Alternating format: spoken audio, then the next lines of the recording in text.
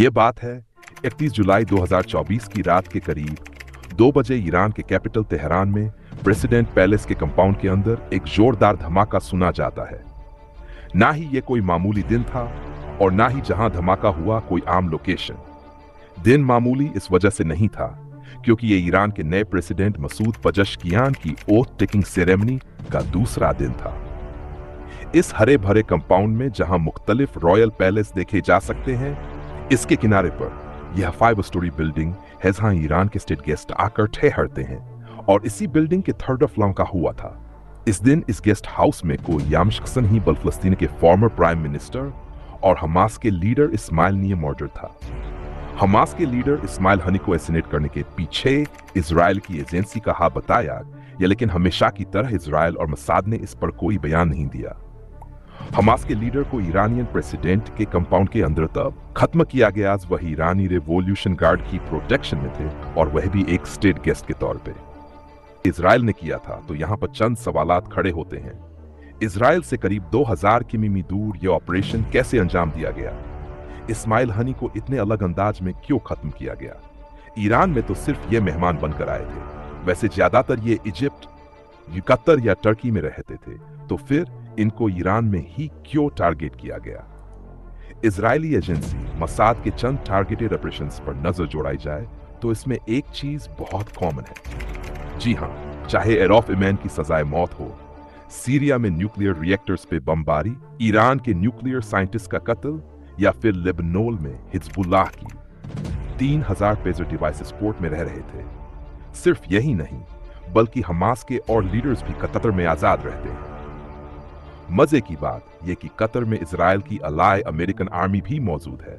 वहां हमास के लोग छुपकर नहीं रहते, यहां तक कि हमास का हेड क्वार्टर भी कतर में ही मौजूद है। इस्माइल हनी ने भी कतर में कई साल गुजारे लेकिन उन पर एक भी हमला नहीं हुआ। लेकिन आखिर क्यों? अगर इनको दुश्मन मुल्क ईरान के बजाय कतर में ही टारगेट किया जाता तो यह ज्यादा आसान होता, पर ऐसा सिर्फ हम सोच रहे हैं, जबकि हकीकत इसके बिल्कुल कुल बरक्स है। इसकी वजह जानने के लिए हमें 14 साल पीछे जाना होगा, जब इजरायली इंटेलिजेंस एजेंसी मसाद से एक बहुत बड़ा ब्लंडर हुआ था। एक ऐसा ब्लंडर जिसने मुसादिया 2010 में हमास के logistics officer Mahmoud Abdul Rauf al Mabhouh को खत्म करने के लिए मुद्दे प्लान किया था। मसाद की नजर में महमूद की ड्यूटी ईरान से वेपन्स खरीदकर गाजा स्ट्रिप तक पहुंचाने की थी और उनका यह भी मानना था कि महमूद ने पास्ट में 2 इजरायली सोल्जर्स को मारा है। खैर, इस ऑपरेशन का नाम प्लाज्मा स्क्रीन रखा गया और यह दुबई में अंजाम दिया जाना था। मसाद के 20 एजेंट्स ने इस ऑपरेशन में हिस्सा लिया जिनको भेस बदलकर दुबई पहुंचना था। मसला यह था कि उस वक्त 24 कंट्रीज ऐसी थीं जो इजरायली पासपोर्ट्स को नहीं मानती थीं, जिनमें दुबई भी शामिल था। लिहाजा इन 20 एजेंट्स को किसी फॉरेन पासपोर्ट पर दुबई पहुंचना था। लेकिन ये फॉरेन पासपोर्ट्स कहां से अरेंज किए गए? इसके लिए इजराइल में एक सिस्टम बना हुआ था। इजराइल में ही जिन लोगों की डुअल नेशनलिटी थी, यानी एक पासपोर्ट इजराइल का तो दूसरा ब्रिटिश, अमेरिकन या ऑस्ट्रेलिया का, तो उन लोगों को शॉर्टलिस्ट किया जाता और उनके पास एक ऑफिसर जाता था। उनसे पूछा जाता कि क्या उनको हाल ही में अपने सेकंड पासपोर्ट पर ट्रेवल करना है या नहीं, और अगर कोई कहता नहीं तो उनको कहा जाता कि क्या वह मुल्क की सलामती यानी इजराइल की सलामती के लिए अपनी पासपोर्ट डिटेल्स इस्तेमाल करने के लिए दे सकते हैं, और जवाब में अक्सर लोग मना नहीं करते थे। ऑपरेशन प्लाज्मा स्क्रीन के लिए मुसादिया इन पासपोर्ट्स पे नाम किसी और का होगा और तस्वीर मुसादिया बार ट्रेवल करना भी काफी रिस्की हो सकता है। लिहाजा उनको पहली बार में ही दुबई जाकर हमास के लॉजिस्टिक्स ऑफिसर को खत्म करना बहुत जरूरी था, पर ऐसा हो नहीं सका। पहले विजिट में उन्होंने महमूद को दुबई में ही फॉलो किया और उसकी नकल हरकत पर कड़ी नजर रखी, लेकिन इससे पहले कि एजेंट्स कुछ करते, महमूद दुबई से चला गया।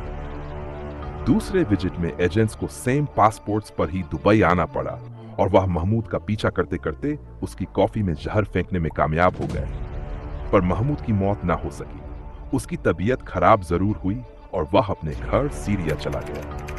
2-3 महीने के बाद महमूद दोबारा दुबई आया और साथ ही मसाद एजेंट्स भी वापस दुबई पहुंच गए, उन्हीं फेक पासपोर्ट्स पे जिन पर एक से ज्यादा बार ट्रेवल करना उनके लिए काफी रिस्की था।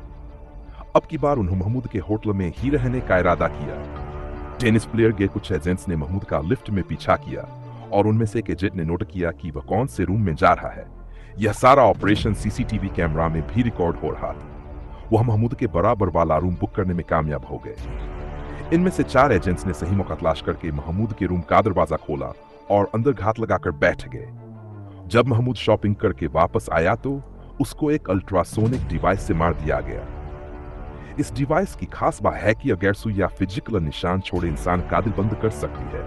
यह सारा ऑपरेशन प्लाज्मा सी हॉलीवुड मूवीज जैसा लगता है। सिर्फ एक फर्क था कि मूवीज में एक हैकर साथी बाहर वैन में बैठ के सीसीटीवी के रिकॉर्ड्स डिलीट करता है, लेकिन यहां पर ऐसा कोई सीन नहीं था। एजेंट्स की सारी मूवमेंट सीसीटीवी में रिकॉर्डेड थी। एजेंट्स ने महमूद को बेड पर बताया कि जैसे ये नेचुरल मौत मरा है और सारे फौरन दुबई से ही भाग गए। जैसा वह चाहते थे ठीक वैसा ही हुआ। दुबई पुलिस ने कहा कि महमूद हार्ट अटैक की वजह से मरा है, लेकिन हमास ने क्लेम किया कि महमूद की मौत नेचुरल नहीं बल्कि इनका मर्डर हुआ है। दुबई पुलिस ने सीसीटीवी फुटेजेस देखी और इमिग्रेशन के रिकॉर्ड्स चेक किए। ये वो फेक पासपोर्ट्स ही थे जो मोसाद के एजेंट्स को ले डूबे। मालूम पड़ा कि 20 एजेंट्स ने ठीक एक साथ दुबई में महमूद के पीछे एंट्री की। सिर्फ एक नहीं बल्कि तीनों विजिट्स में उनकी एंट्री महमूद की एंट्री से मैच कर रही थी। और महमूद की मौत के 2 घंटे के अंदर अंदर ये 20 के 20 एजेंट्स दुबई से भाग गए। दुबई पुलिस ने उनके अरेस्ट वारंट्स इशू कर दिए। ये उन सब के लिए काफी हैरानी की बात थी जिनके ये असल में पासपोर्ट्स थे, जिनके पासपोर्ट इस्तेमाल किए गए थे।